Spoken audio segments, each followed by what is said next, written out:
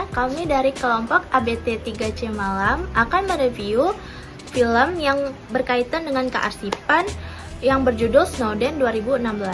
Nah, langsung saja mau review sinopsisnya.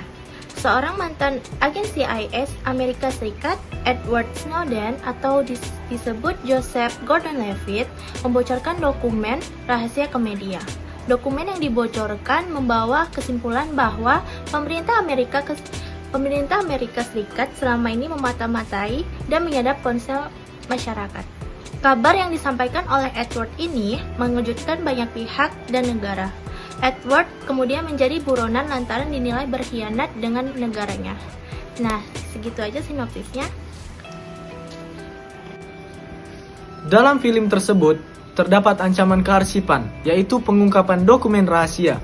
Ancaman utama dalam film ini adalah pengungkapan dokumen rahasia NSA yang mengungkapkan program pengawasan massal, yang melibatkan pengintaian terhadap warga sipil tanpa persetujuan mereka. Selanjutnya, kecelakaan yang sudah dilakukan Edward Snowden melanggar sumpah kerahasiaan dan kepercayaan yang diberikan kepadanya sebagai kontraktor NSA dengan membocorkan dokumen rahasia.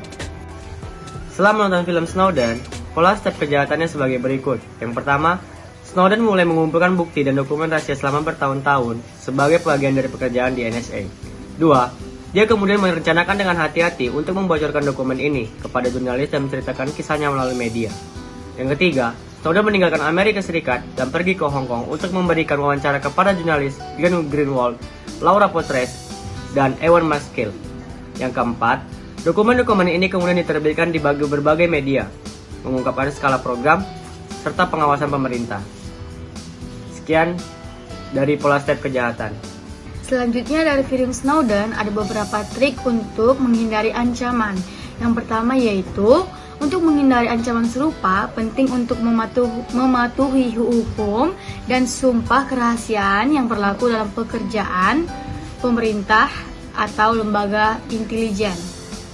Yang kedua, jika seseorang memiliki kekhawatiran tentang tindakan ilegal atau tindakan etis dalam organisasinya, mereka harus mencari cara untuk melaporkannya kepada pihak yang berwajib atau atasan yang sesuai.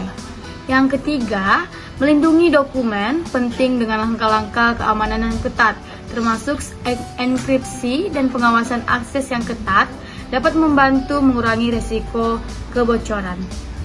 Baik, selanjutnya yang keempat, penting juga untuk memahami konsekuensi hukum dan etika dari tindakan seperti membocorkan informasi rahasia dan mempertimbangkan dampaknya pada keamanan nasional dan privasi individu. Penting juga untuk diingatkan bahwa film ini adalah dramatisasi dari peristiwa sebenarnya, dan peristiwa sebenarnya mungkin lebih kompleks daripada yang ditampilkan di film. Oke, selanjutnya, pola step kejahatan dalam film Snowden. Yang dilakukan oleh Edward Snowden dapat dijelaskan sebagai berikut. Yang pertama itu adalah pengumpulan informasi rahasia. Edward Snowden sebagai seorang kontraktor NSA mulai mengumpulkan dokumen dan informasi rahasia yang ia akses dalam pekerjaannya. Dokumen-dokumen ini berisi rincian program pengawasan dan pemantauan massal yang dilakukan oleh pemerintah NSA. Yang kedua, itu perancangan pengungkapan. Snowden merencanakan dengan hati-hati untuk mengumpulkan informasi ini kepada publik. Ia berusaha untuk melindungi dirinya sendiri dan menghindari penangkapan sementara dan mengungkapkan praktis pengawasan yang ia lakukan. Yang ketiga adalah pengungkapan informasi. Snowden meninggalkan Amerika Serikat dan pergi ke Hong Kong, di mana dia bertemu dengan jurnalis Glenn Greenwald, Laura Poitras, dan Ewan McGill. Dia memberikan wawancara dan memberikan kepada mereka dokumen-dokumen yang mengungkapkan program pengawasan. Yang keempat, pemberitaan. Jurnalis-jurnalis ini menerbitkan informasi yang mereka terima dari Snowden, yang kemudian mendapatkan liputan media luas dan memunculkan perdebatan tentang privasi dan keamanan nasional. Untuk menghindari ancaman serupa dari sudut pandang kearsipan, berikut beberapa trik yang dapat diterapkan. Yang pertama, enkripsi data. Mengenkripsi data penting yang disimpan dalam sistem kearsipan. Dengan enkripsi, bahkan jika data dicuri, pencuri tidak dapat mengaksesnya tanpa kunci enkripsi yang tepat. Yang kedua, yaitu kontrol akses. Terapkan pengendalian akses yang ketat pada dokumen-dokumen penting. Hanya orang yang berwenang yang boleh mengakses dan mengedit dokumen tersebut. Selanjutnya yang kelima yaitu kebijakan penghapusan data. Tetapkan kebijakan yang jelas untuk menghapus data yang sudah tidak diperlukan lagi. Ini akan mengurangi potensi kebocoran data.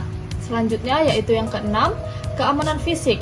Jika ada dokumen fisik, pastikan bahwa mereka disimpan dalam tempat yang aman seperti loker atau brankas.